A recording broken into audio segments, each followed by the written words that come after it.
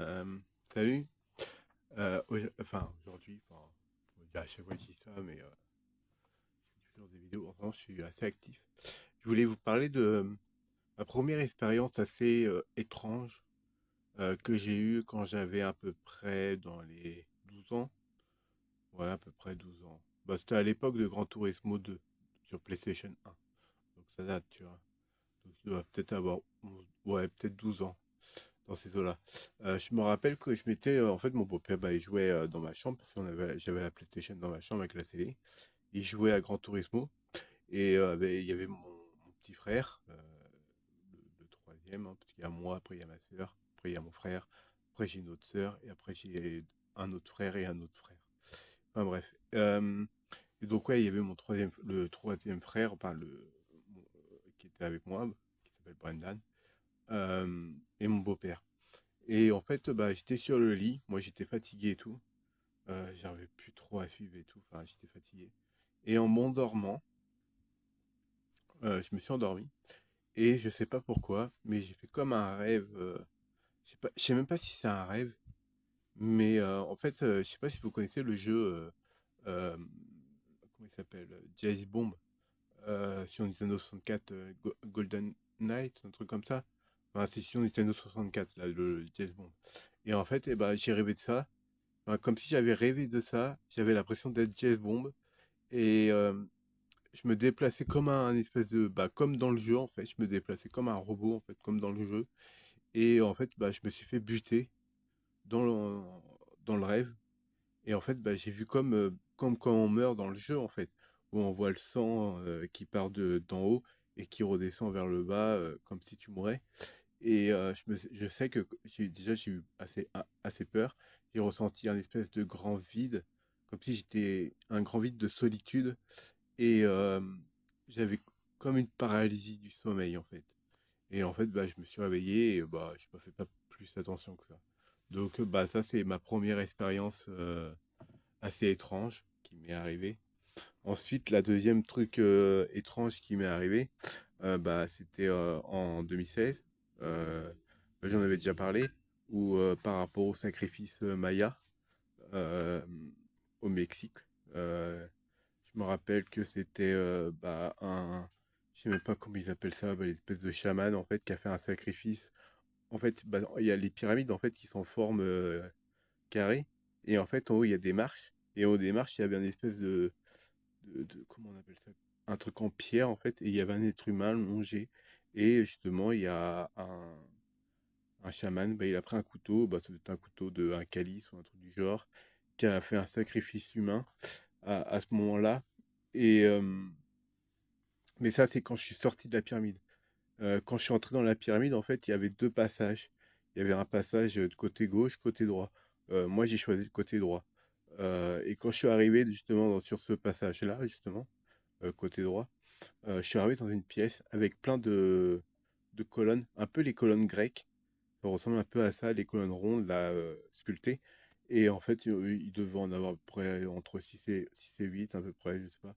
Et dedans, il y avait plein de personnes. Je voyais pas leur visage, hein. Ils regardaient tous le sol et ils marchaient sans but, en fait. Comme s'ils ils erraient.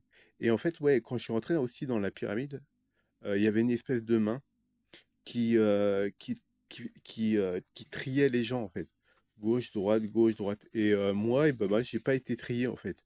Moi, l'espèce de main, l'espèce de main qui était au plafond, euh, c'est vrai que ça fait penser un peu à Zelda Ocarina of Time.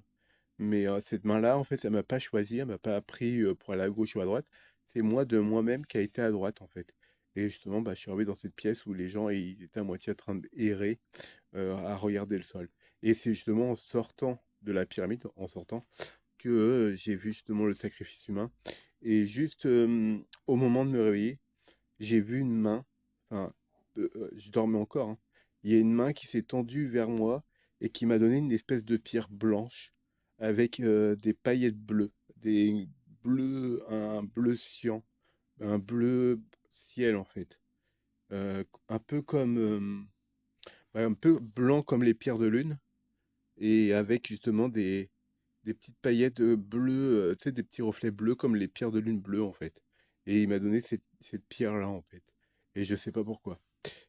Ensuite, le troisième truc qui m'est arrivé, euh, c'était justement, euh, bah, j'étais à 30, bah, je fumais un joint, quoi. Et, euh, et à ce moment-là, bah, je sais pas, il y a eu un chat noir, un chat noir qui est apparu. Parce que là, en fait, en face de moi, là, il y a un lavabo. Et en fait, il y a un chat noir qui s'est posé, qui était assis, qui me regardait. C'était un chat tout noir, et il me regardait. Je sais pas. Et après, bah, je l'ai regardé, et après, bah, je sais pas, il a sauté comment on appelle ça, du lavabo. Il m'a pas, j'avais pas très très peur ni rien, mais je trouvais ça assez étrange. Et puis, j'avais quand même un petit peu peur quand même, hein. Je ressentais quand même un peu la peur. Ça, c'est le truc qui m'est arrivé. J'ai aussi vu l'Égypte. J'ai vu comme une allée qui descendait vers les pyramides de Gizeh. Et en fait, il y avait deux personnes qui transportaient un panier avec des œufs. Bah, des œufs de, je sais pas quel animal, mais c'était des œufs. Ces œufs-là, ils étaient plein, bah, ils remplis. Bah, ça devait être la circonférence devait faire facilement 60 centimètres de circonférence. Et c'était deux à le porter, un de chaque côté. Et les œufs étaient de couleur bleue. Donc, bah, je sais pas ce que ça signifie, mais c'est ce qui m'est arrivé. En tout cas, bah, je sais pas quelle signification ça a. En tout cas, bah, j'ai vu les Mayas, l'Égypte. euh, j'ai vu aussi Atlantide.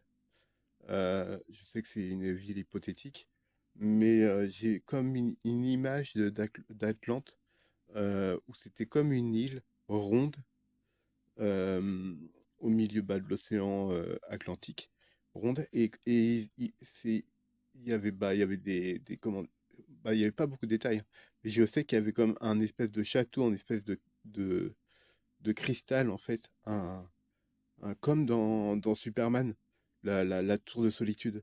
Bah, c'était un peu ce genre de tour qui était créé. Et justement, cette île-là, elle était circulaire. Et tout autour de cette île circulaire, il y avait des espèces de, comment on appelle, des réflecteurs, en fait, des réflecteurs énergétiques qui créaient des champs de force et qui créaient un dôme énergétique autour de cette île-là pour justement protéger en cas d'attaque. Bah, ça, c'est ce que j'ai vu en 2016 aussi. Et c'était au moment où je parlais justement avec Rafaela da Silva. J'avais vu ça en fait. Je sais pas pourquoi. Je sais pas. Mon cerveau, je sais pas comment il fonctionne, mais en tout cas, il génère des images, des trucs que j'ai jamais vu en vrai. Mais c'est assez intéressant. Après, bah, il y a aussi d'autres trucs, hein, comme d'autres rêves, hein. Par exemple, par rapport à Marie-France Cristal, je me rappelle que, bon, ça n'a pas duré longtemps, hein. C'était le temps que, en fait, je me dirigeais vers son immeuble et derrière moi, il y avait une autre femme avec un flingue qui voulait me buter. Et moi, j'étais en train de courir pour rentrer dans l'immeuble pour me protéger. Bon, après, c'était coupé à ce moment-là, mais voilà. Euh, Après, est-ce qu'il y avait d'autres trucs un peu étranges? Non, je vois pas trop, mais euh, sinon, ouais, c'est des trucs comme ça qui arrivent en fait, mais sans être conscient en fait. C'est des flashs d'images comme ça qui me viennent. Je sais pas pourquoi. Donc voilà, petite anecdote de paranormal. Bon, bah, je vous fais des poutous, hein. Tchuss.